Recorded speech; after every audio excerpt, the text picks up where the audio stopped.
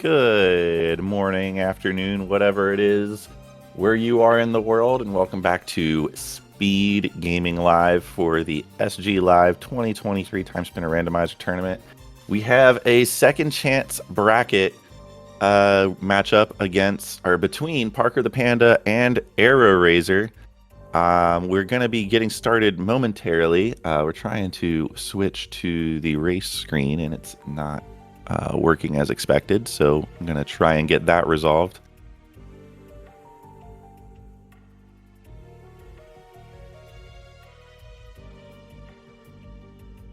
But we do have a last chance bracket matchup. Whoever wins this does stay alive in the tournament, and the other person, unfortunately, will have their randomizer tournament journey come to an end. Which we never really want to see, but the racers should be getting started soon. I'm just, again, trying to get this to switch over to the proper race screen for us. And while we wait on that, just a little bit of background. Again, this is the second chance bracket. This is actually a matchup in the first round of the second chance bracket. It's actually the final matchup in the second chance bracket. Before we get to the round two, the winner of this will go on and face Lord Fizzlebeef in the second round, which that would be the last piece of our round two. A lot has been going on in this tournament in terms of the winner's bracket and the loser's bracket. And while we wait for the layout swap, I think we can just go ahead and get us kicked off so our racers aren't waiting too long. And so the gate is open, and we should be seeing our racers get started soon. Now, there has been, again, a lot going on in this tournament. Both of these runners so far have only had one race under their belt, though. So as a pattern, we've kind of seen a lot of copycat strats. There have been strats that have sort of emerged over the course of this tournament, that as things have gone on, we've seen more and more of our runners sort of model their own strats after that. We have, for instance, the grabbing of the Castle Ramparts warp and then backtracking down to the Caves of Banishment warp. We also have moat skip, which has been adopted by a couple of our runners, where instead of going and raising the drawbridge, backtracking, hopping down into the moat and getting those two checks, the runners will skip that entirely and come back and sort of go back on their second run through the Castle Ramparts for their double dip. Again, aware that the layout hasn't changed, I will try to keep track of what's going on. We do have a Nether Orb Plus, and you'll have to forgive me, the screens are a bit smaller than I'm used to. Okay, we have a swap of the layout. Parker having a bit of trouble loading in the seed. Hopefully that doesn't prove the difference, but we do have Nether Plus and Corruption Plus. And audio. All right. So we are rolling.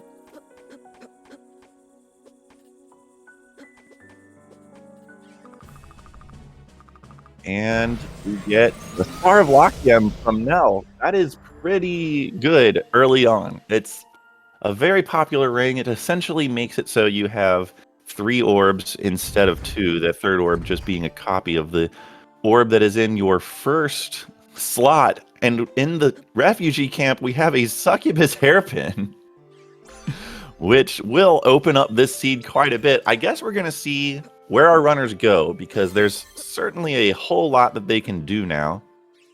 I'm waiting to see if there's a map check that's long enough that will let me see if we have any floods or any droughts.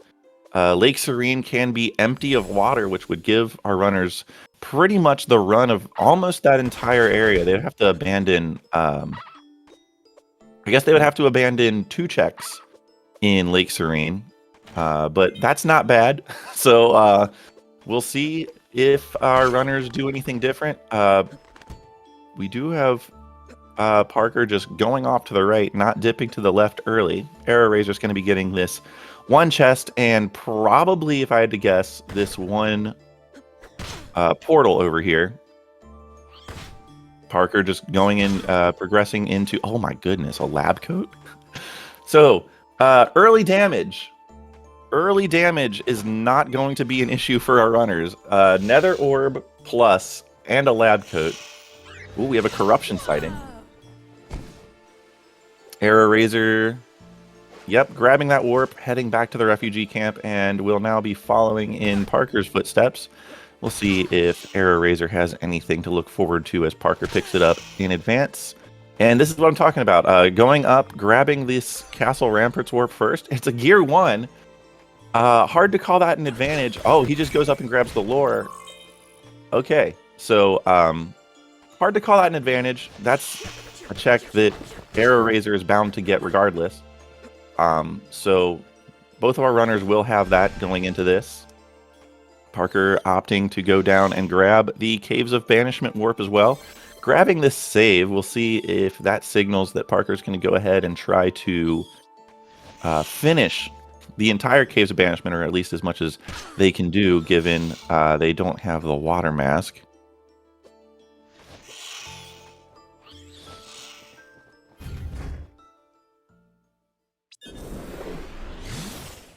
Okay, so Parker actually grabbing the warp back to the refugee.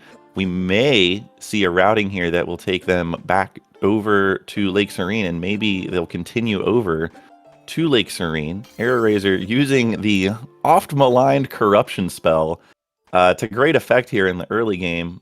Oh no, Parker's going right back to the right there, so sort of doing a bit of a double dip, bit of a backtrack. We'll see. Our runners will be fairly synced up due to this, going into the Castle Ramparts.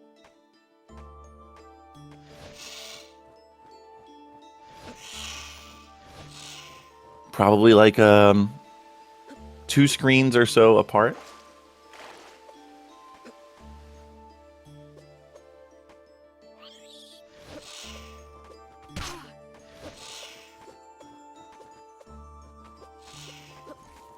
So, advantage right now goes to AeroRaiser. He does have that lab coat, which is going to be a significant damage per second increase. We will see, again, this will be the second strategy that I talked about in the pre-race here. Will AeroRaiser go raise the drawbridge? Looks like he is. We'll see if Parker does the same. Does not need to do this because he has double jump. Lab glasses in the moat. You'll see ParkerthePanda going ahead and snagging this due to that double jump. This drawbridge raise wasn't really needed. And we get our first fire that'll, obviously, as people know by now at this point in the tournament, that is used to burn vines in the past. So, our runners, lab glasses and lab coat. Just, it's real nerd hours in Timespinner Randomizer. Oh, Parker having a bit of trouble with that. Yeah, AeroRaiser raising that moat. A problem because it's a bit of unnecessary backtracking, and also having to go back even further, just even to tag that one little warp there, so the drawbridge goes back down. Bit of a time waste. Parker being very cautious here, grabbing save points. Again, Parker does not have that lab coat, so that's a little bit of security that AeroRaiser has that Parker does not.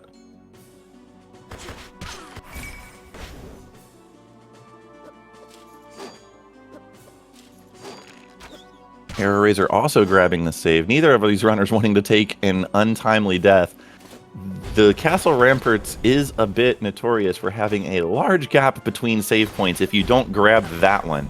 So, perfectly reasonable thing. Oh, ParkerthePanda getting the D card. That's a very important key card in most seeds, I want to say. Again, that's something that AeroRaiser is going to find here momentarily. As you can see, AeroRaiser doing 39 per hit right now at that nether orb on the vulnerability, taking advantage of the vulnerability of some of these enemies to blunt damage early in this seed. But yeah, both our runners heading through Castle Ramparts. Again, just like a little bit, like maybe a room, 2 rooms apart. Here's our last check before we get to the castle loop. And the A key card. Well then, so that is a lot in the present that is unlocked at this point. The A key card a little bit nerve-wracking. It opens up some later game areas, including the potential for Spider Hell. Although neither of our runners have access to a Spider Hell right now, they will both have access to Zarian Caves, assuming that their present warp, when they get access to it, is somewhere to the left of Military Hangar. Well, somewhere to the left of Siren Caves, I guess I should say.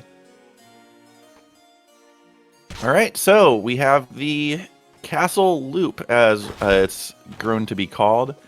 There's a bunch of checks down here in a loop, and by me saying it's a loop, what I mean is it sort of drops you off right where you started.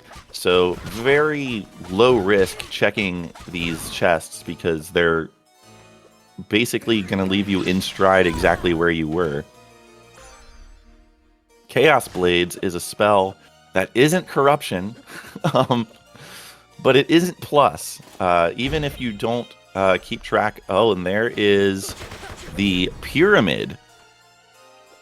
Yeah, that is the Pyramid Warp. That is the past warp. I have been corrected.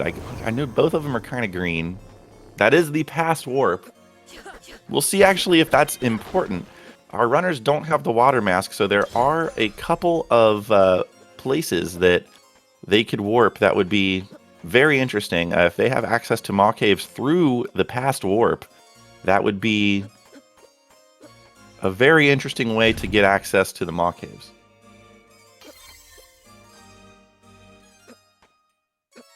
Yeah, the message that told us where it went was kind of interrupted by picking up that Blade Orb Plus.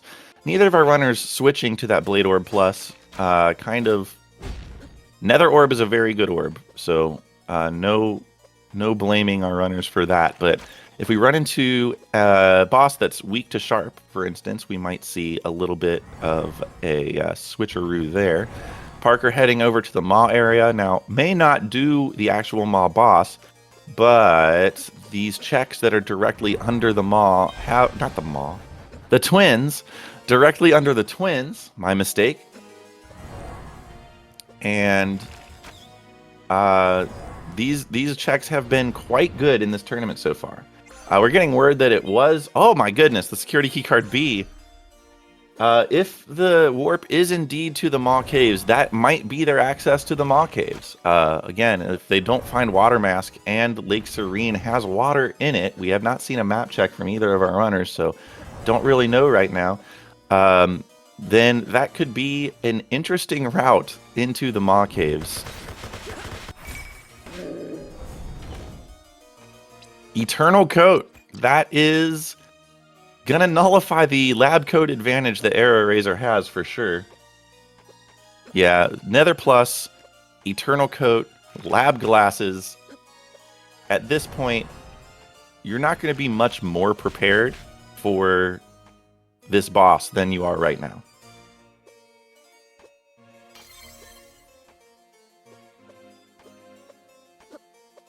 And as such, it does look like both of our runners are going into that fight. So we'll see what we get here. It is vanilla.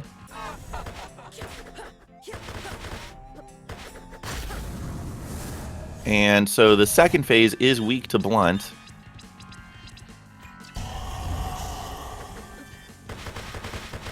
And you'll see 41 damage per hit there. That's just a ton of damage for this point in the game. So this should not be too much of a problem for either of our runners. Still, AeroRaiser has killed more enemies in the early going, so has a bit of a damage advantage. It looks like 44 over 41. It's not that much, but over that many hits, AeroRaiser eliminates one of the cycles that ParkerthePanda had to deal with. They both get a Veletian crown. They're probably going to keep those lab glasses on. But yeah, here's a pretty good amount of sync. So we'll see where our runners go from here. They do have they do not have access. I'm sorry, they do not have access to going and getting warp shards. So our runners will probably go tag that warp. Oh yeah, AeroRaiser has not checked this yet, so we'll see what Parker does from here. AeroRaiser didn't have that Eternal Coat. Imagine how much faster that fight may have gone, although that was about as fast as you could probably expect if AeroRaiser did have that Eternal Coat for that fight. Okay, so heading up, our runners are going to have to skip the pink room as they do not have any pink items yet.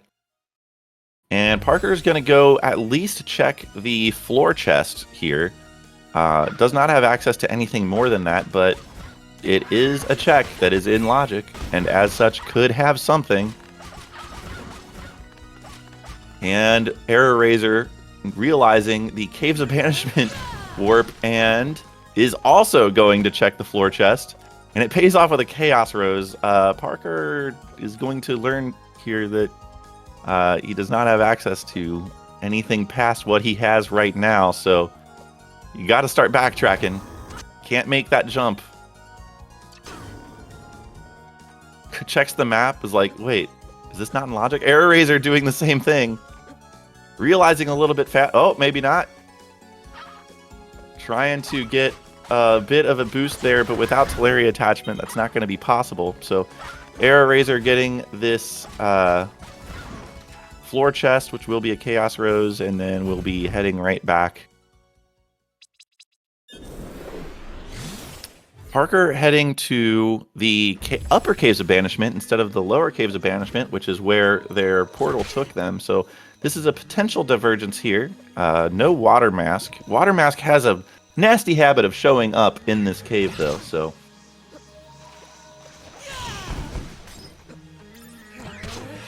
which Caves of Banishment was this? It looks like AeroRaiser got making the decision to head to the right.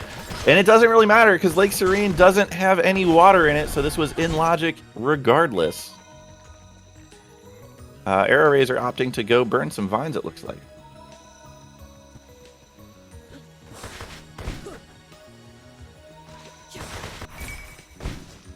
A bit of early inventory management from AeroRaiser, kind of setting up what he wants to do over here in Lake Serene. First chest here for Parker is a buckle hat. Not optimal, not progression, and certainly not as good as the lab glasses they currently have equipped. And a max stand up. This does not pay off. So taking the free warp back to the refugee camp, we will see Parker probably head to the left. Oh, nope, yeah. Oh, ah. All right, AeroRaiser heading into the Azure Queen fight. We will see what boss is here. It is not a great one.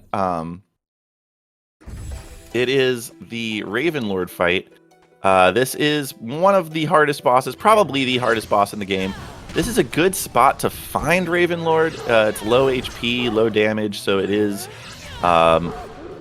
probably the second best place you could find this boss. So fortunate for both of our runners. Parker actually going and checking this this double jump required chest here, where the past version of where the vanilla Timespinner wheel is. AeroRaiser getting Lightwall Plus, Parker getting the V key card.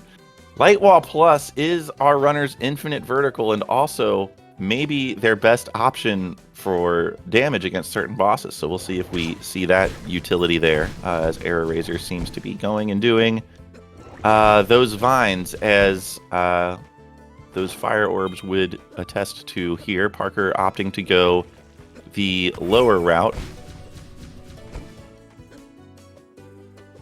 Yep, you can make that jump. It's a bit tricky going left to right here. When there's no water, the jumps are a little bit trickier than they would be when you just kind of swim through them. AeroRaiser making his way through the top of Lake Serene, getting a C key card. All the key cards available here at the beginning of this seed. So we have one runner on the bottom of Lake Serene, one runner going across the top, again burning those vines. When they do get present access, that will give a bit of movement advantage to AeroRaiser as he can cruise across the top of Lake Desolation, although Parker looping around and burning those vines themselves. So kind of just going in opposite directions. The princess dress, great, but not good enough. That Eternal Coat is going to be the only... And there's, speaking of Lake Desolation, Present Warp, both of our runners getting that sort of at the same time. I don't think we have seen any Warp Shard drops from enemies here, so whatever portal our runners go to, they are going to have to walk there. Parker is going to also have to face off with the Ravenlord fight over at Azure Queen. AeroRaiser opting to go do Pinkbird and maybe check Cantorin as well. Again, with the immense amount of damage. All right, so we have a Vanilla Cantorin. That is our second Vanilla boss. The Corruption Burst here doing a significant amount of damage. Corruption seeing more action in this race than it has in any race so far. This is just a lot of casting Corruption, even without those charges. It's worth doing against a boss that's weak against it. Just a quick 149. And that's Cantorin. The reward is a Merchant Crow.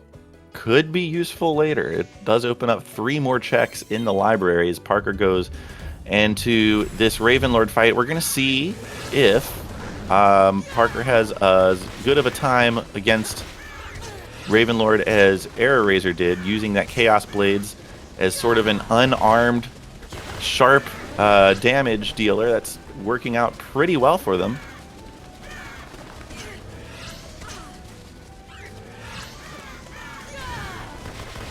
Making sure to get on one of those platforms before casting Chaos Blades to make sure all of that damage goes through. So far, a relatively clean fight. Oh, taking a little bit of bullying from the birds here, getting a bird rush from Ravenlord, which is not the cycle you want, but still a pretty clean fight. Okay, so we will see with that Light Wall Plus where Parker decides to go.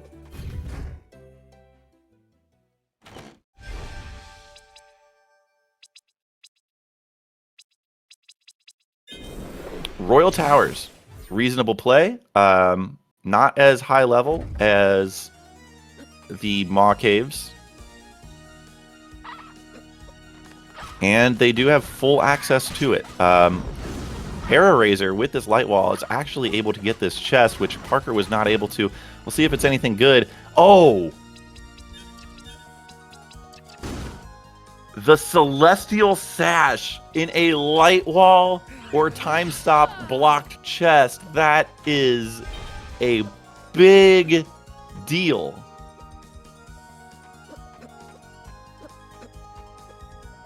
All of AeroRaiser's movement vertically anyway is going to be much more efficient. Also, AeroRaiser, speaking of efficiency, getting a warp shard there. We'll see what if there's any opportunity to use that, but right now, big advantage to AeroRaiser, getting that Celestial Sash, and that's just lucky. Doing things in a specific order ended up working out. AeroRaiser going and doing Azure Queen before looting Lake Serene, getting that light wall, and that's the big difference in this race right now.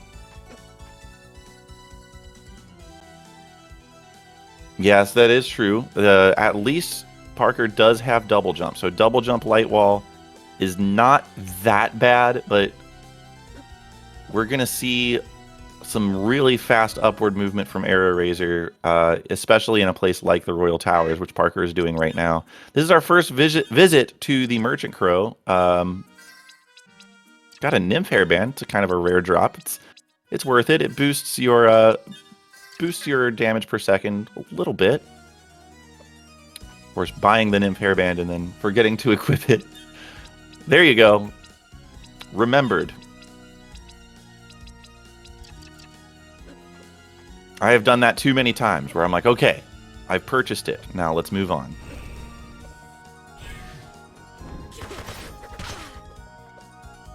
All right, so AeroRaiser making his way through the present. We have every single keycard except for the elevator keycard, so lots of stuff to do here.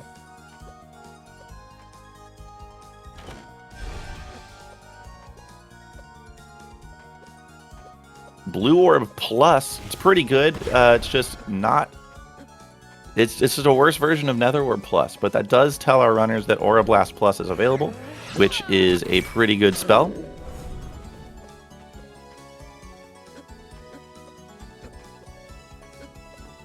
AeroRaiser doing a quick check of the map to see everything that is in logic there. There are the burned vine checks. AeroRaiser did just burn the vines. If he decides to go that way, he will be abandoning 2 checks that will only show up there after you've beaten them all. And yeah, I think AeroRaiser realizes he doesn't want to orphan those checks. And AeroRaiser also getting the Eternal Crown, which is the best headgear slot they've gotten all game. We have Zarian at boots. Again, kind of a mean boss. Great spot for it. Meanwhile, Parker fighting Volturilis at Ilana. That's just so much damage. Our runners have so much damage. That's a single cycle Volturilis.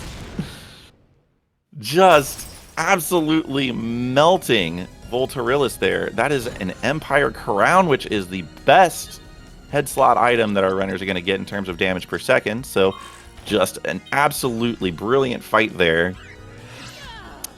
Putting a light wall right on top of Volturilis, knowing that Volturilis sits perfectly still for large chunks of time, getting that base damage per second on those light walls while just absolutely smearing him with the Nether Orb. We are getting fire checks here from AeroRaiser.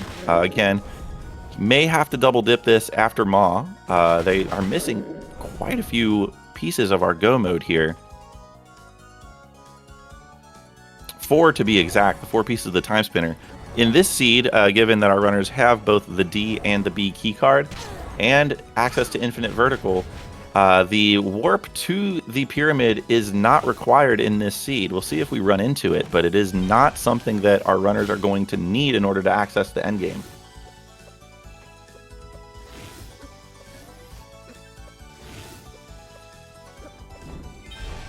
And yeah, neither of our runners have even been to the Maw Caves. I don't know if there was a map check to notice that it was flooded that I missed. Or maybe that's just a routing decision that both of our runners are making. Parker snagging that struggle juggle. And warping right out. That's the last check that they have available to them in the Royal Towers, and Parker deciding to go to Lake Desolation. We'll see if we see another set of Top of Desolation checks here, or if our runners will both abandon those Maw checks. AeroRaiser heading back to the Royal Towers, doing a quick little loop of the present, and foregoing the library for now. And heading into Ilana's tower. We do not have the gas mask yet, so the seed isn't really signaling that anything past the lasers is going to be required. But we're going to see here AeroRaiser with that Celestial Sash being able to do a whole lot more quickly in Royal Towers. You'll see that zoom upward instead of having to, jump up into a light wall. All right, Parker grabbing this teleport. We'll see if we get a skeleton check. AeroRaiser did not check skeleton. They have access to Zarian Caves. There's really nothing stopping them from doing it. Except for, your conscience, probably. Parker backing out of skeleton, not getting anything super important there.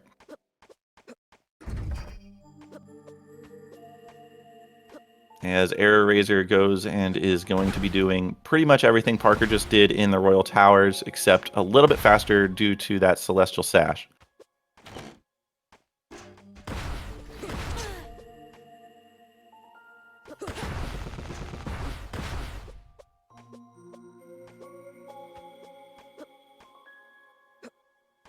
Zarian could have been a spicy play. I will say that. With no tablet yet, only one piece of the Timespinner, it would have been a spicy play. It maybe most likely would not have paid off in a way that they would really want. But it would have been a spicy play.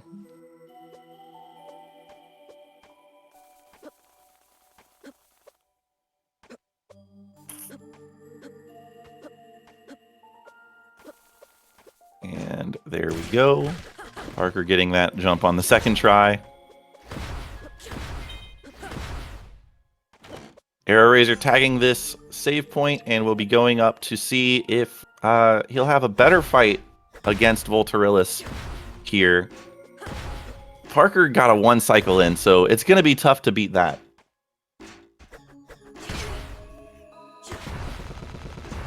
What we want to see, because yeah, Volturilis is going to be here in the center of the room, and yep, that's a 1 cycle from AeroRaiser as well. Lots of varied damage. The Radiant Orb Plus helping out a lot there. I did not see where AeroRaiser picked that up, but that is also a very significant amount of damage that you can just slam out. All right, Parker getting these 2 chests. We will see if they continue across the top or if they backtrack and go into the library. And they're going to keep going across the top. All right. So,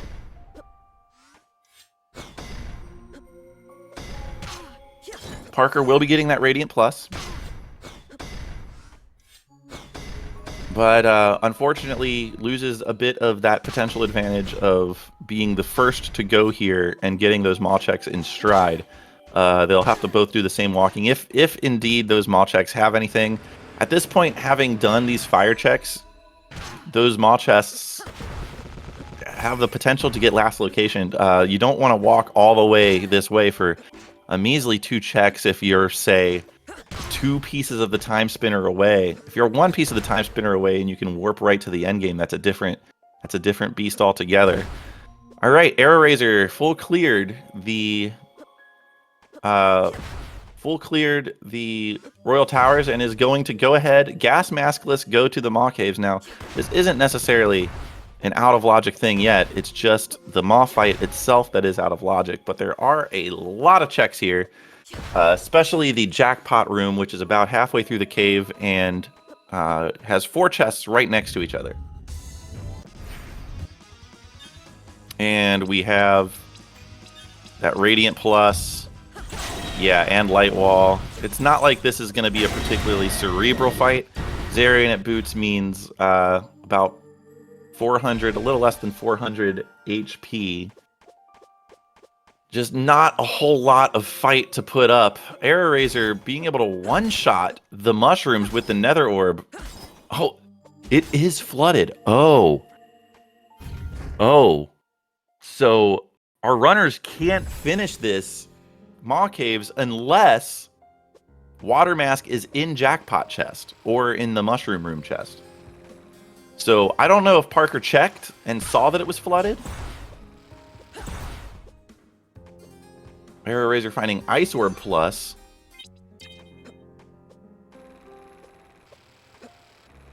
Parker may have checked and seen that it was flooded. There were a couple of map checks early, but they're so hard to see as a commentator because I don't know that they're coming and they happen and then they're gone before I can really register what's on my screen. But AeroRaiser really begging for a Water Mask in Jackpot Room, or else this is a pretty rough play.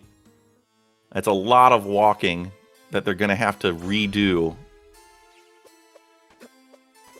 Yeah, having to warp shard out. That's unfortunate. AeroRaiser heading to the present once more. We'll see the Timespinner wheel in the library.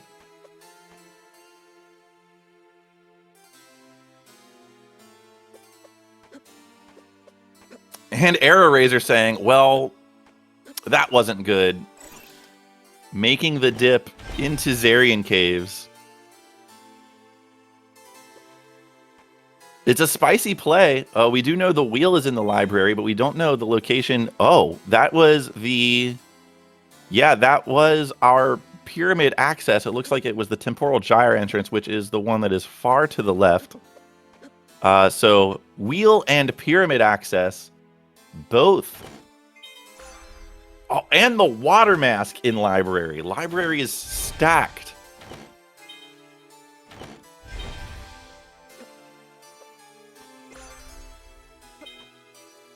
Wow. The Zarian Cave play still needs a gear. I would say needs a gear in order to pay off. A gear or maybe a tablet that doesn't end up being bait. Perhaps a gas mask, although the way this is shaking out, we may not need to go past the laser gates. I don't know if Arrow checked if Zarian was flooded. If Zarian is also flooded... Okay, it is not flooded. I would have been on full tilt if Zarian was flooded. I believe that's our first pink item in Zarian Caves on AeroRaiser's side in that Plasma Geyser. As such, you'll see that he has to keep it. It is going right back up.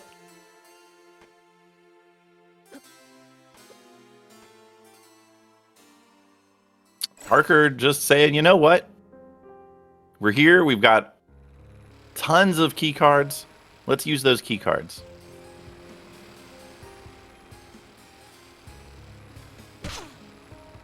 Arm Cannon Plus. That is a pretty decent spell. It has both sharp and radiant types of damage, which is something that is a little strange for spells to have two different damage types, but Arm Cannon and Corruption are the only two. Corruption's charges being typeless damage.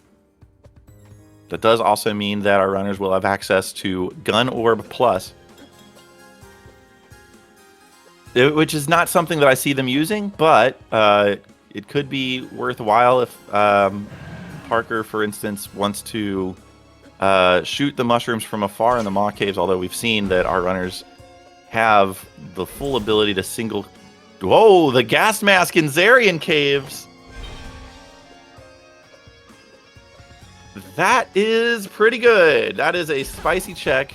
That could be required. That very well could be what puts Arrow back in this after having to do that nasty backtrack.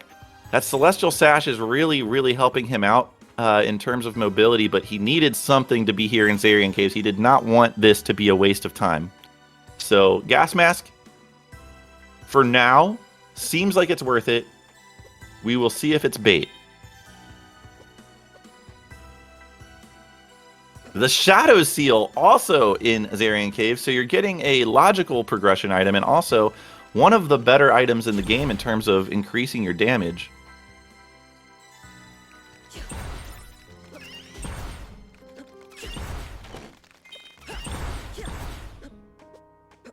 Parker keeping his progress over to the right side of the towers. Did not grab the military hangar teleport, so unless they find... Oh, we're getting an actual Zarian fight. This is great.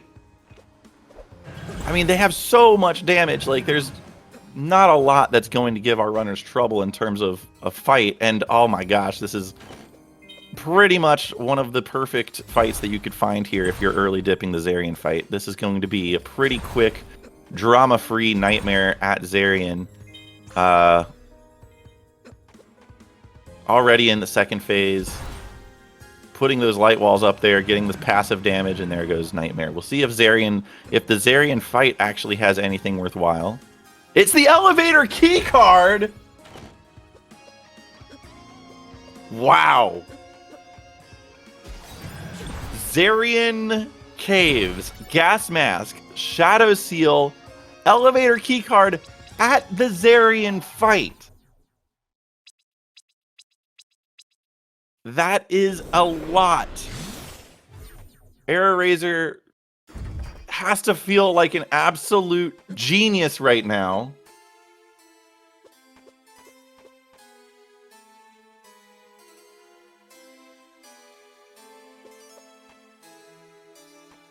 That is unbelievable. Parker not finding anything of importance in the towers as of yet.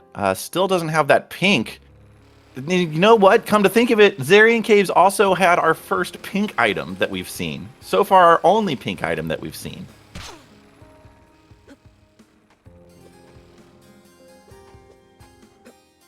The sash was in Doggo Chest in Droughted Lake Serene. AeroRaiser did Azure Queen first, before looting Lake Serene, which had Light Wall, which allowed Arrow to get that chest while Parker had to abandon it.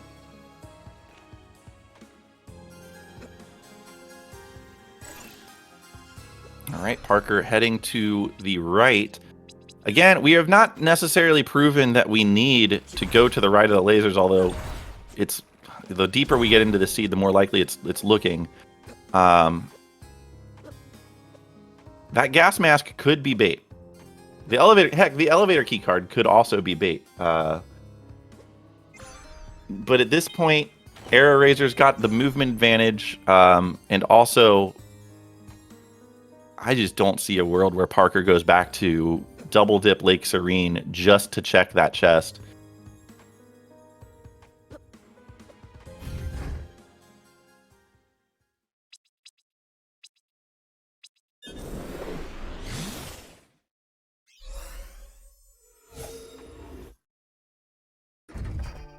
All right, Parker going back to the refugee camp. We'll see which way they go. AeroRaiser heading into the pyramid, taking that pyramid warp and the celestial sash, saying, well, I can do this.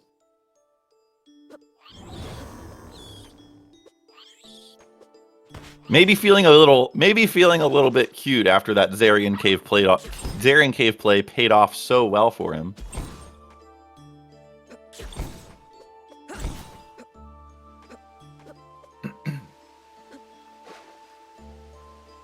Yep, getting a waterfall check here. See if waterfall's got anything good this seed. Nope, not really. AeroRaiser heading further into the pyramid. We'll probably just go ahead and full clear it. With the Celestial Sash, I would be stunned if AeroRaiser skips Regret Chest, unless it is flooded. It may not be worth the wait dropping down towards Regret Chest. The spindle in the pyramid.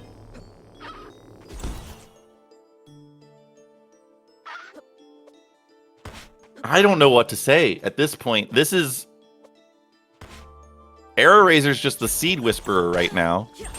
Just absolutely making all of the right decisions.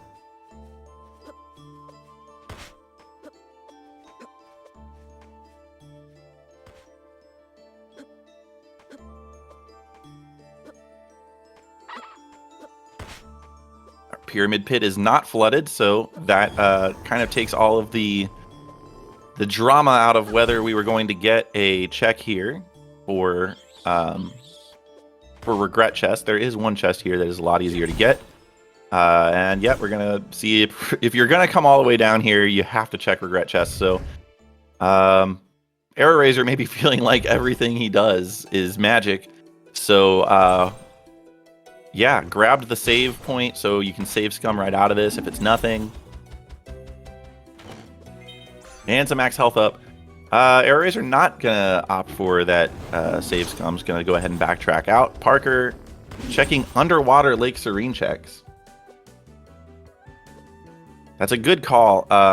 The plus side here for Parker is if Parker goes and is on a spindle hunt and goes to the pyramid, Parker will be able to skip Regret Chest, which will be a bit of time made up. Although, again, as you see, AeroRaiser having that Celestial Sash, such an advantage. Parker may never find that Celestial Sash. I don't know how up on light wall skip, Parker is, but with no Teleria attachment, could be a little rough. You kind of have to do 2 of them in sequence in order to do it without Teleria attachment. All right, and we're getting Canter in, which was the Merchant Crow. The reward was Merchant Crow. So if the Rite of the Lasers is required, this Merchant Crow could be important if our runners have to make it all the way to the lab. All right. Oh, we have a flooded final boss waiting for our runners. So the pyramid was flooded in one of the areas. So this will be an interesting find, depending on what bosses are here.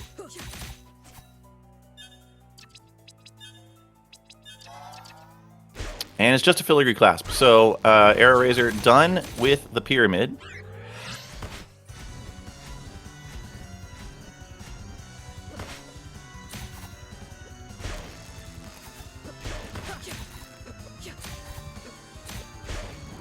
I can't believe I'm about to say this, but AeroRaiser had a much better Canterin fight due to his use of corruption. That's just, you know, Timespinner Randomizer. AeroRaiser making his double dip back into the Maw Caves. Parker looking at the map. Heading into Maw Caves for the first time.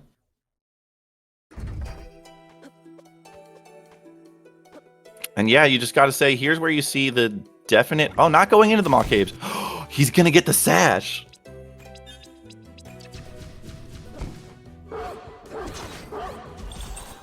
This is an amazing call.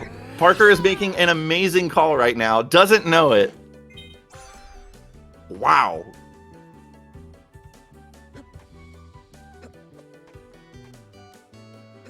All right. Well, that is a bit of an equalizer here. Parker, very, very good call. Cleaning up that one check that they didn't have earlier, realizing that they had abandoned it. It was kind of right there. They were going to Maw Caves anyway. Good move.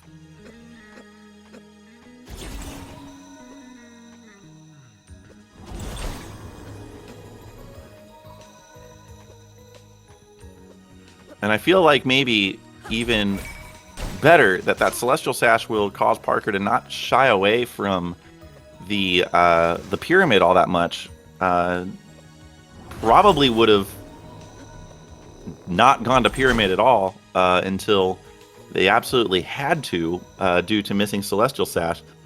So that spindle is definitely more online than it was for Parker. Of course, we know that there's nothing really anywhere else in the pyramid, so the play is to just wait until you're one piece away from go mode. So the end goal for Rando is True Final Ending, which requires you to have access to the Ancient Pyramid and all 5 pieces of the Time Spinner, and some means by which to get past the pit in the center of the pyramid, whether that is a warp that takes you past the pyramid or some sort of infinite vertical movement.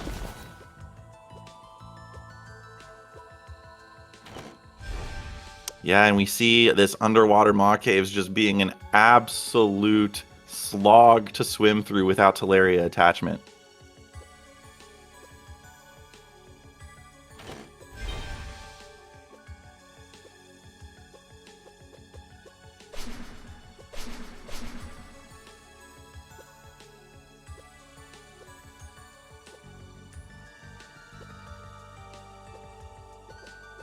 Just moving in slow motion through this cave.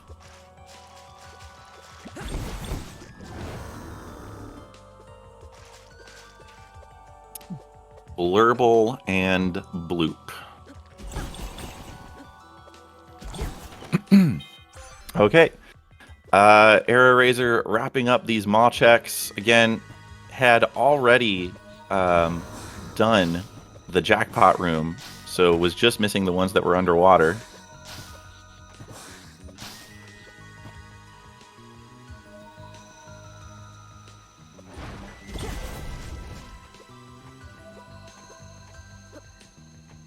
this will open up the right side of the lasers once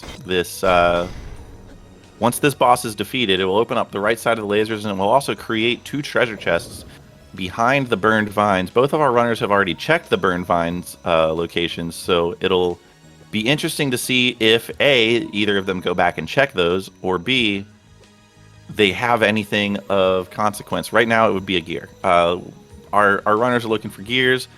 Parker's looking for the elevator key card and the gas mask. Now this is actually a big story here. AeroRaiser did the early dip into Zarian Caves, which rewarded him with, again, the only pink item we've seen so far, the gas mask and the elevator key card. Just a massive advantage thanks to AeroRaiser making that dip into Zarian. We have a pretty rude underwater boss here at the Maw. I wouldn't say that AeroRaiser's in danger of taking a death here or anything. If you want to avoid the damage, you kind of just have to swim upwards.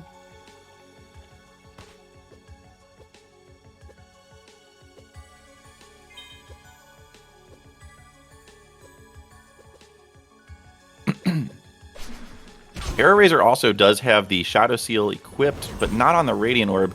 Opting for Star of Lachiem with the Radiant Orb is, yeah, I mean, 72 per hit on the Radiant Orb is just a ton of damage. So Prince Nuvius at the Maw is dead. AeroRaiser does have the gas mask, so this, again, is in logic for AeroRaiser, is not in logic for Parker.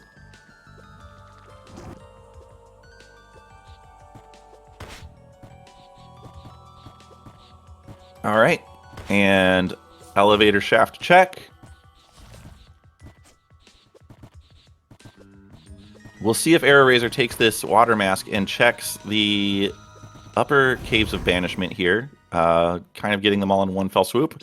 Looks like it, yep. Heading off to the left here. Has that warp that is next to Bat Ledge, which is another check that neither runner has checked yet. So, we'll probably get these left side checks, warp over to Bat Ledge, grab the underwater checks.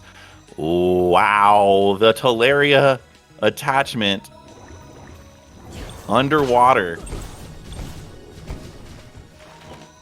Parker checking these underwater checks, and we'll also be getting that Teleria attachment. What a find. Yeah, Parker warping out and not getting the out of logic Maw fight. Unfortunately did already do the surface chests here in Upper Caves of Banishment, so a little bit of time lost there, as this is a double dip for them.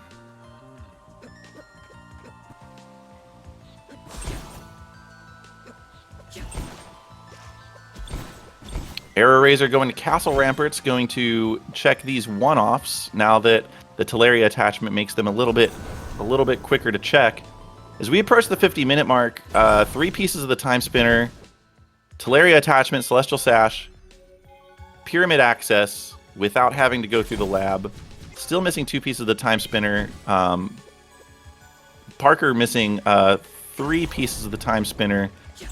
That spindle being in the pyramid, though, so if that is Parker's go mode, that may actually benefit them.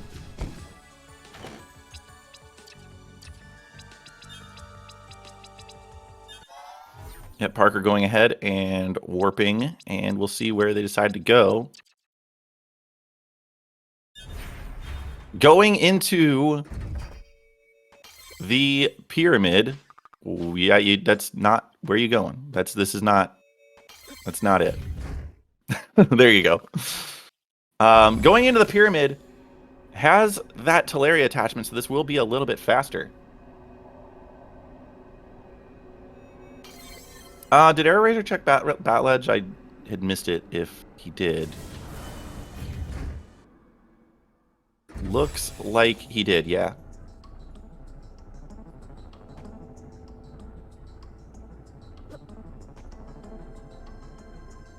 Bat Ledge was nothing, thank you. Alright, so Parker gonna get this spindle. Again, faster than AeroRaiser got it, thanks to having this Teleria attachment, so slight time advantage here on the dip into Pyramid.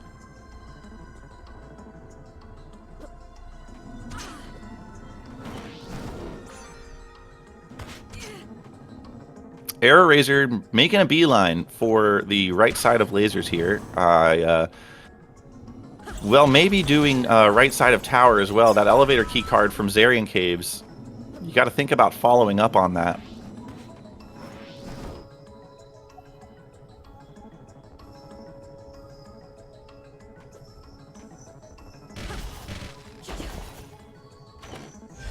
Okay, elevator locked chests. Nothing of consequence so far.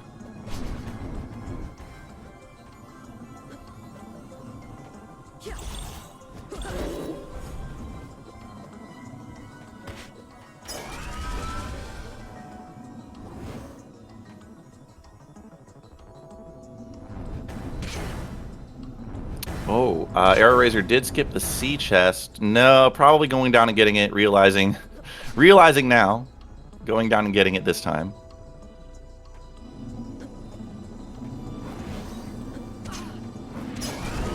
All right, Parker making their way through the pyramid. We'll find the same thing that AeroRaiser already found, which is that the rest of this is kind of nothing. So we will... Parker should probably go grab that warp, but maybe they'll come back up and get it after getting this treasure chest. All right, we're getting Siren Cave checks from AeroRaiser.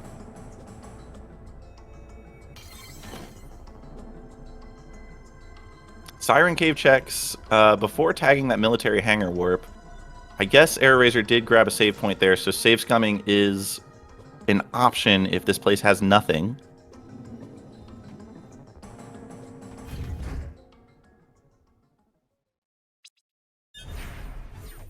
Parker heading to the library.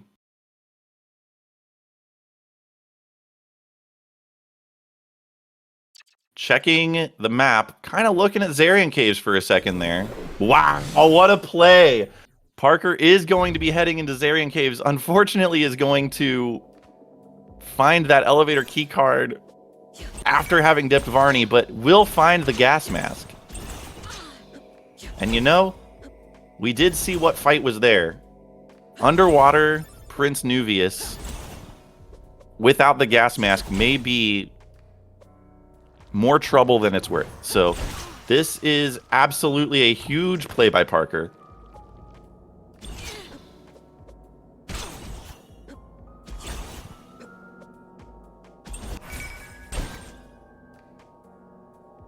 And really nothing in Siren Caves.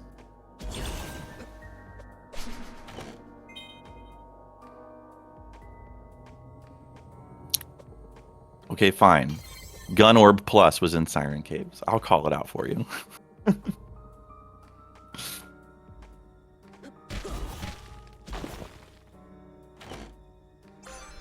And there's Parker's first pink item. That's another spicy location that our runners haven't checked yet. AeroRaiser has had that pink item for much longer, but has not gone and done the dip into Ilana's tower. You got to think there's some other pink item somewhere, but our runners haven't found it. So right now, AeroRaiser looks to full clear the Varnagros Tower area. Is going to be able to do everything except for Medbay, which does require the tablet.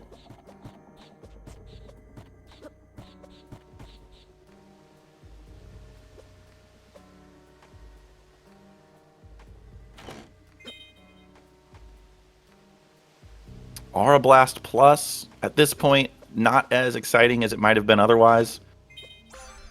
And there's the gas mask for Parker. And we'll see if Parker actually does the Zarian fight. It's very possible Parker decides not to. So that would be something that, I don't know, if Elevator card gives nothing, and so far we've not seen it pay off at all. In fact, Varnagroth himself would have to have something in order for Elevator keycard to have anything.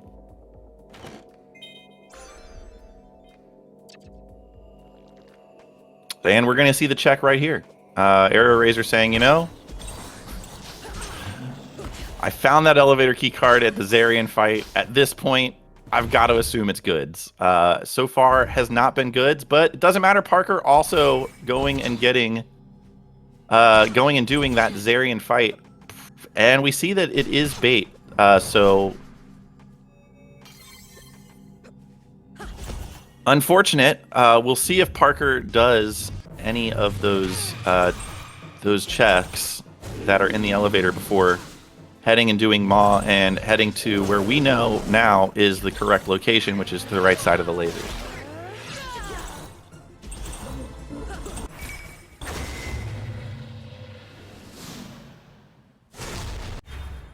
We did, AeroRaiser did check Mini Spider Hell already, and it was nothing of consequence. All right, AeroRaiser has the wheel, opts to go into the Temporal Gyre. Parker can't go up there. All right, well, first room in the Temporal Gyre, we get a Nether Shade. Light Wall Plus, or Radiant Plus, doing quick work there to get rid of a pretty annoying fight there. Parker first to check pink checks, following up immediately on the pink checks. We'll see if this pays off. If this is something, then that's really big, because pink checks are a pretty common last location. Bombardment and a Gilded Egg. Nothing required there. AeroRaiser finding, I believe it was Icicle Ring. And last, it's a Blood Orb. Okay, so nothing in the Temporal Gyre.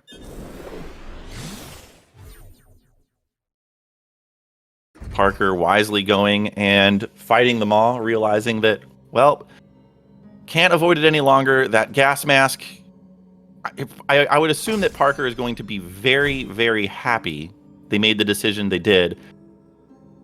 Teleria attachment, gas mask, both things that were found after bailing on this Maw fight.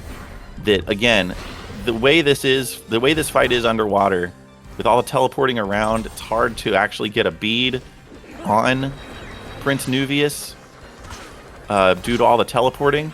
And yeah, it's going to be a much more efficient fight with the Teleria attachment. Parker actually able to move and get a little bit more damage per teleport on Prince Nuvius. So a much faster fight on Parker's side thanks to that Teleria attachment. So, all right, here we go. It's a gear hunt. We've got 2 gears to find.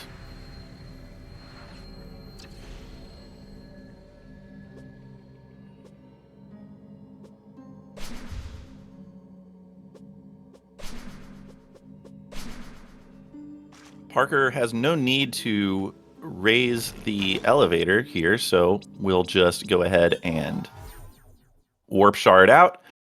Where are you going? What's the play? What's the play? Going back to probably meant to go to the library. I'm gonna. Oh no, Maw checks. We're getting Maw checks here. AeroRaiser getting Bombardiers. Bombardiers has been a hot check this tournament. Not this time, just a trendy jacket.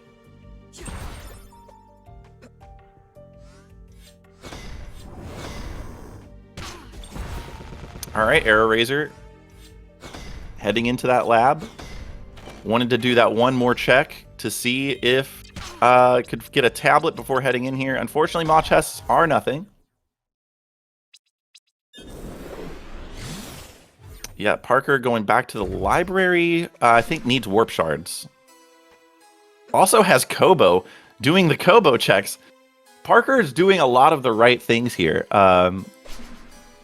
May feel behind after finding that Celestial Sash late, and needs some of these one-offs to pay off here. Right now, just a Dark Flames Plus, not very useful as AeroRaiser goes through the coffee break room here in the lab. We get Ilana at Ifrit. Not an amazing fight to find here. Really good light wall placement. Oh, just short of getting the double dip on that light wall, but still, both of our runners have, again, so much damage that it's inevitable.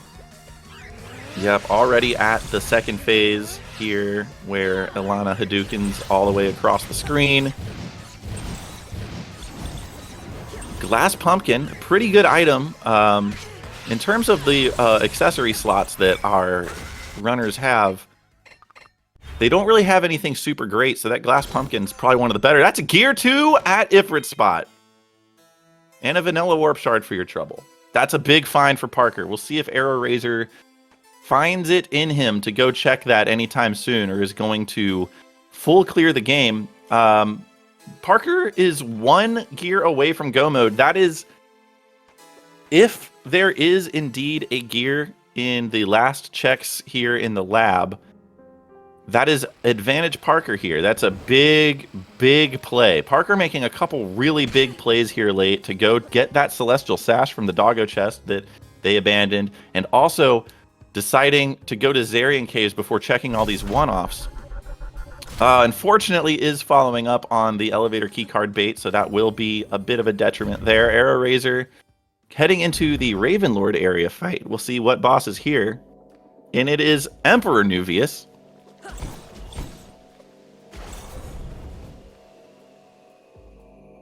Lots and lots of damage to be done here, especially with that Nether Orb.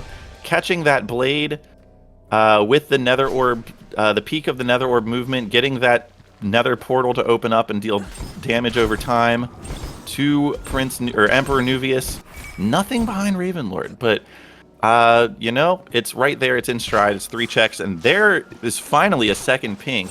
We'll see if that reminds AeroRaiser that they haven't done that yet, and we'll see if we get a double dip back there. Obviously, we know that it is nothing. All right, last couple checks here in the lab. And again, we're going to have a...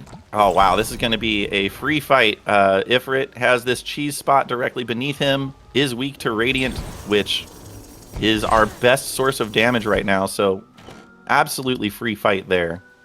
Gets an Empress Robe, not important. AeroRaiser heading up, grabbing this teleport. We'll see if we get a proceed right into the tower, but we don't. We're going to get underwater checks from Lake Serene. So at this point, both our runners kind of just doing stuff the other runner has already done. Yeah, Parker following up, going to the military hangar warp, following up on that elevator keycard bait. Still no tablet, so we don't know if it's totally bait. Med bait could have our final gear, but as of right now, we know that nothing Parker does here is going to pay off. However, Parker does have the advantage of already having cleared the left side of the towers and the Metal Gear room. All right, Emperor's Tower for AeroRaiser. Again, if we find an early gear here in Emperor's Tower, that is advantage Parker. Parker will find that gear and be in go mode. Unfortunately, Parker not remembering that you do indeed need the tablet to get medbay check. AeroRaiser will find the gear and potentially full clear Emperor's Tower, whereas Parker will find the gear, be in go mode, and immediately leave. So if the gear is indeed here, you want it to be at way up there or behind the Emperor fight itself.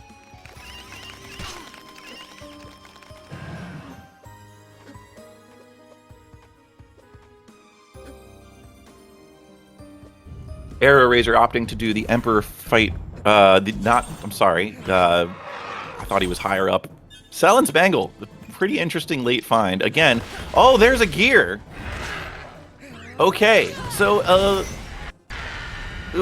very interesting gear location. This is a no mode, is what we are going to call it. We know where everything is. It's down to, does Parker get to Daddy's Tower before AeroRaiser checks the Ifrit spot?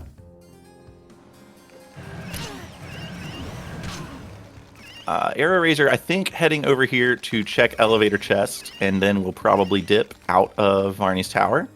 We have Maw at Emperor, another Radiant weak boss, so easy going there.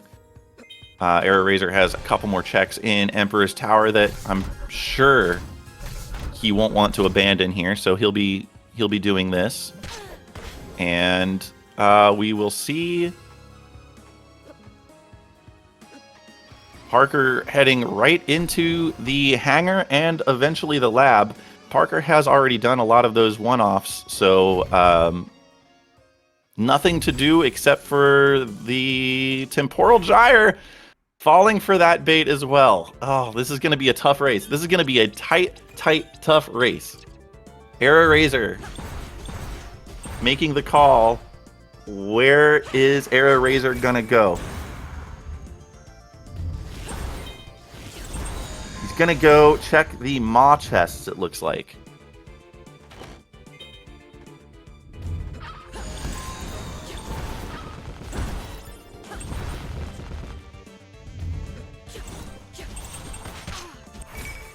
Fortunately, short of that nether shade room, this is a pretty fast temporal gyre, so both of our runners didn't have to sweat too much.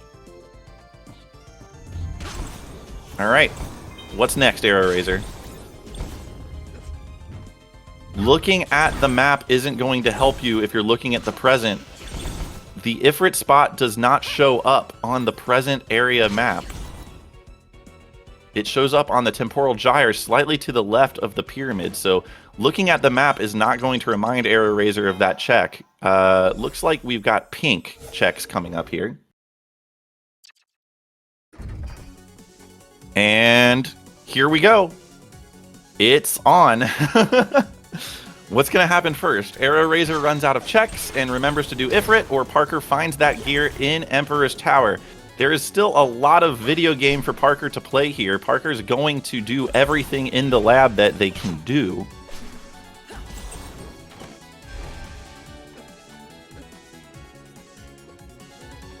AeroRaiser feeling a little confused here. Is going to see the Ifrit fight.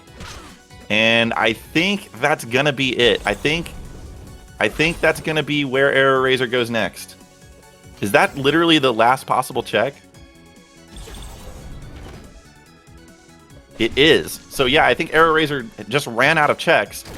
Is going to be just ahead of Parker here. Unfortunately, Parker again has to, full clear the lab. As we hit that hour and 10 mark, just absolutely the sweat on the palms. Just an absolute mad dash to the correct play. And unfortunately, AeroRaiser just a little bit ahead, finding that Celestial Sash earlier. Too much of an advantage to overcome. We do have underwater bosses, though, so the underwater final boss could be tricky. Eternal Coat Empire Crown is very good.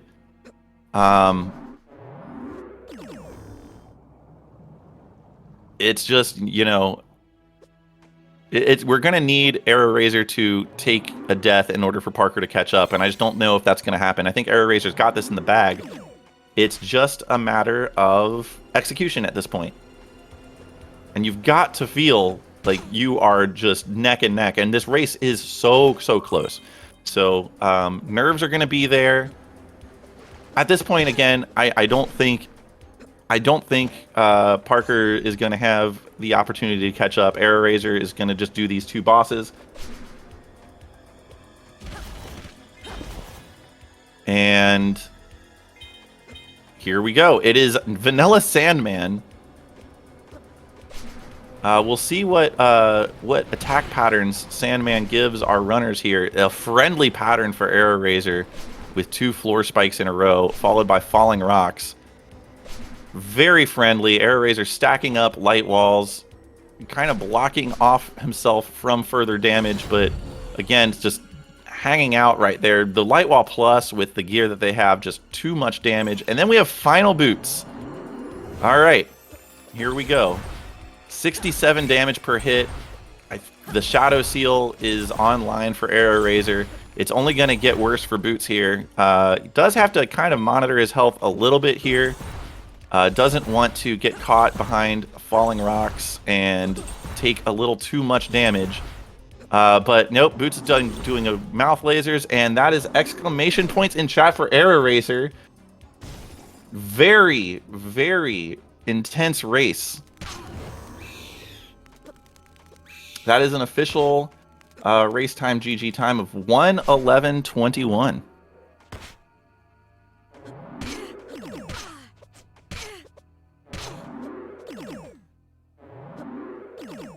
Congratulations to AeroRaiser, and there is AeroRaiser in the commentary booth here. AeroRaiser, congratulations.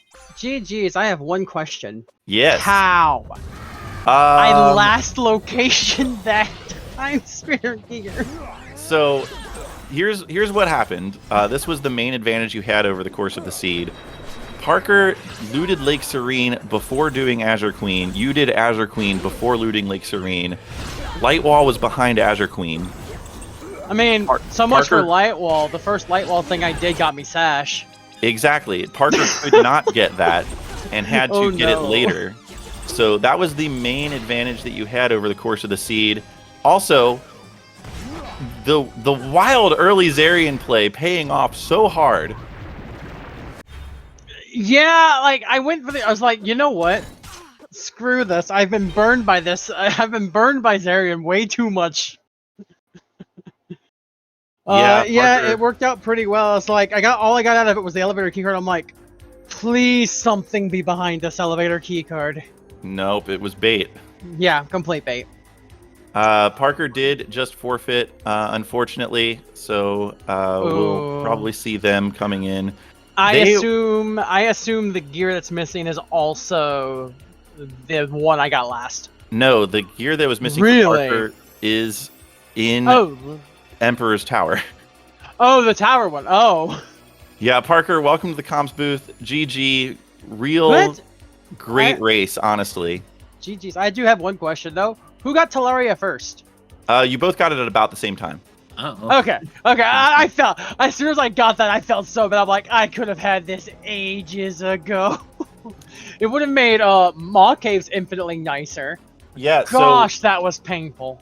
So Parker actually had Talaria doing Zarian Caves, which you didn't, which allowed Parker to make up some time over that Celestial Sash gap. But Parker, welcome again. GG's. The last gear was in Emperor's Tower, about halfway up the left tower.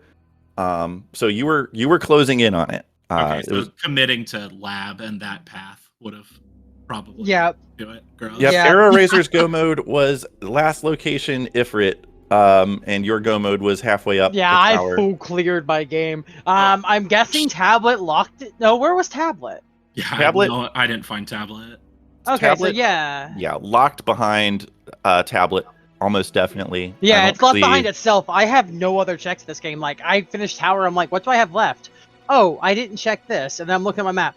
What do I have left? And then when I looked at the pyramid side, I'm like, oh, right. I didn't have Kobo when I went through there.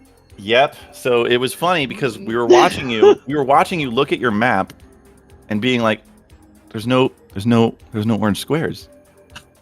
What is this? There's no orange squares. And then it hit me as like Kobo. And then you finally scrolled to the left on the ancient pyramid screen and saw that one little area over there was not done. I was actually expecting that to be Tablet with the gear in the library somewhere. If that was Tablet, that would have been painful. Perfect. Anyway, Parker, again, well raced. You kind of had a real advantage when you found that gear at Ifrit. That was huge when you found that, because if you had committed to just going lab and going to Emperor's Tower, you may have had the edge there, but unfortunately there was just too much in the way. The temporal gyre was in the way. Yeah, I'm a full clear person. I'm like, I'm gonna clear my map as I go, and then I'll figure it out. Same. The only thing I put off was like early Serene. But that's because I got the warp beacon and it put me to the other side, and I'm like, oh, I have a fire source. Same. And found the modern warp beacon while there. I'm like, I'm just gonna do fire checks. Yeah, there were a lot of possibilities for rude double dips. Yeah, this seat opened up. Yeah, that's kind of the way I was clearing. I was trying to avoid as many double dips as possible. Yeah, I mean, efficiency of movement is key in a randomizer like this that is just so wide open. And really the advantage there, and I said this before, Parker, the advantage that AeroRaiser had in this race was did Azure Queen before looting Lake Serene, so had that light wall to get the sash early. Yeah, I had sash super early. Okay. I feel like I got vertical stuff. Like, I mean, we both got the Succubus hairpin pretty early, but then after that, I was like, "There's no vertical movement in this seed." It felt. And then I had it within like I think maybe 10-ish minutes. I went. Oh yeah, way faster. Like I said, that was the main advantage. That was essentially the difference here. I do want to commend you on making the late game calls you did to go backtrack, get the Celestial Sash, and then like immediately go to Zarian Caves. It was just like the 2 checks that you needed to do in sequence that really worked out for you. So it was close. Unfortunately, it was just too much, that early sash going through Ilana's tower. Yeah, and it shows the difference here, and it shows how much having early sash made, because despite Parker only being like I'd say maybe 10 minutes behind at most, maybe not even that. Not even, and like I full cleared my game, but sash opened up so much early, and I was able to just move. Also, the moment I realized, okay, I have this 1 warp shard, I'm like, all right, I need to go buy some warp shards. Yep, it was a lot of warp sharding that was necessary. There was so much I had to go back to the shop a second time. Yep. That's also because every time I made progress, I would go back and clear an area that I missed earlier. Like when I got to, I think it was right before labs, I'm like, all right, let's go do Bombardiers in early Serene. And then... Yep. I mean, there was a lot of just making sure you didn't abandon anything. And like, again, it was the right call for that Celestial Sash for Parker. Darn near caught up with that Ifrit gear. The difference being that if Parker finds that gear, they don't have to clear the rest of tower like you did, which would have been the advantage needed, but unfortunately did not play out that way. So this is double elimination, which does mean that Parker, your time in this tournament is over. Really appreciate you joining. It's been a great tournament so far. And as such, do you have any thoughts on the tournament, on the races, and any final thoughts before we go? I mean, the 2 I've done have been a lot of fun. I recorded a thing for a marathon, so I'm going to be submitting Timespinner Randomizer for a marathon soon. So. Nice, that's awesome. Nice. We love to see it. I mean, that's kind of stuff like that is what helps this community grow. So I really appreciate that. Thanks again for joining. It was a fun race. I remember your first race was also a really fun one to watch. So just a lot of really interesting things happening in this tournament. But AeroRaiser, you are moving on to race against Lord Fizzlebeef. So that is the second chance bracket round 2. And the winner of that goes on to race me. So what are your thoughts going forward in this tournament? Having full cleared this seed, what's your approach here? Do you have any thoughts that you're going to take into your next match? Can I have Talaria earlier, please? These hour plus seeds are awful. I think all 3 of my races have been hour plus nightmares. Yeah, it's the irony of all of the qualifier being so quick. Quick is an understatement. The present was deleted. Yeah, the qualifier being so quick, and then our async practice seeds that we've been doing in the Discord have all been like 40 minutes, 45 minutes, 50 and then the tournament if it's races bad. Come up. It's and like... as soon as it's an actual tournament race, just absolute garbage seeds that send our runners all over the place. I mean, it's good for the viewers, though. Speaking of which, shoutouts to Vanilla Sandman. Shoutouts to Vanilla Underwater Sandman, yeah. Oh, yeah, underwater. Yeah, the pyramid was underwater, so that was fun. But also the true final boss Boots. Yep. Boots was final boss, that's funny. Yeah. My thoughts, that was actually a little painful, where I'm sitting there like, well, I'm glad I have Shadow Seal. I'm just going to hope that I kill it before it kills me. Yeah, you had 2 hits to give, unless one of those hits was a falling rock. So I was keeping an eye on your health. You had 140, I was keeping an eye on it too in case I needed to go in and drop a potion, because I think I had all the healing in the world. Yeah, you didn't really have any need. I mean, the gear in this seed was outstanding. Empire Crown Eternal Coat, both of those showed up reasonably early. You were able to buy you were also able to buy the miscellaneous equipment that boosted attack. Yeah, so like Hairband was available. Yeah, that was nice. starting Nether Plus, which I used back and forth throughout the entire thing. And then once we got Radiant Plus, I was swapping between the two based on the situation. Unfortunately, neither were exactly great against Boots. Yeah, I mean, So Nether Plus is Nether. I mean, Boots doesn't have any weaknesses, but Nether Plus is of the two the one you kind of do want to use. Yep, especially with Shadow Seal because it would just boost the damage up. Yeah. Oh and yeah, also, having Corruption. So I didn't know about the secondary effect of Corruption before I started using it. I'm like, I'm going to be using this a lot this seed. yeah, Corruption is a much maligned spell. There is a significant amount of the community that just thinks it is absolutely the worst spell in the game. Sometimes it does very perplexing things. When you warp to a boss in boss rando, it gets rid of all of those charges because whenever you enter a new area in the game, those charges clear. Right. So there's a lot. If you are killing a lot of enemies and you can get those corruption charges, that's great. Nothing resists those charges. Nothing's weak to them because they are typeless damage. But and seeing how I usually kill everything in sight, that works out for me. Yeah, we saw more corruption usage. It was stated by a couple people in chat and myself. We saw more corruption usage in this race than we are likely to see over the entire rest of the tournament. So, most definitely, unless it starts me with Corruption Plus again. Yeah, I mean, then unless I it starts with Corruption Plus again, in which case you have a real shot at it. But yeah, that's gonna do it for us. I want to shout out our runners. It was a great race. It was very close. It could have been anybody's race. I also want to shout out Speedgaming Live and all of their volunteers for helping us run this and giving us a little corner of the internet to run our little indie Metroidvania randomizer tournament. This has been great fun so far, and I can't wait to see what we have in store in the future. Last thoughts, Parker? Thank you for hosting the tournament. It's been a lot of fun. I will be definitely watching the Timespinner Discord for future tournament announcements. I want to participate again, and probably going to practice a lot in between. There is a growing desire for more races, so keep an eye out, and join the Discord if you haven't joined the Discord. And AeroRaiser, any final thoughts before we cut stream here? GG's, and hopefully I get a better seed next race. No, all right, well. Probably won't. Oh, no, 100% not. I mean, I guess here's hoping. They can't all be But over at the same our... time, at the same time, usually when it comes to a rando, the worse the seed is, the better off I am since I tend to full clear.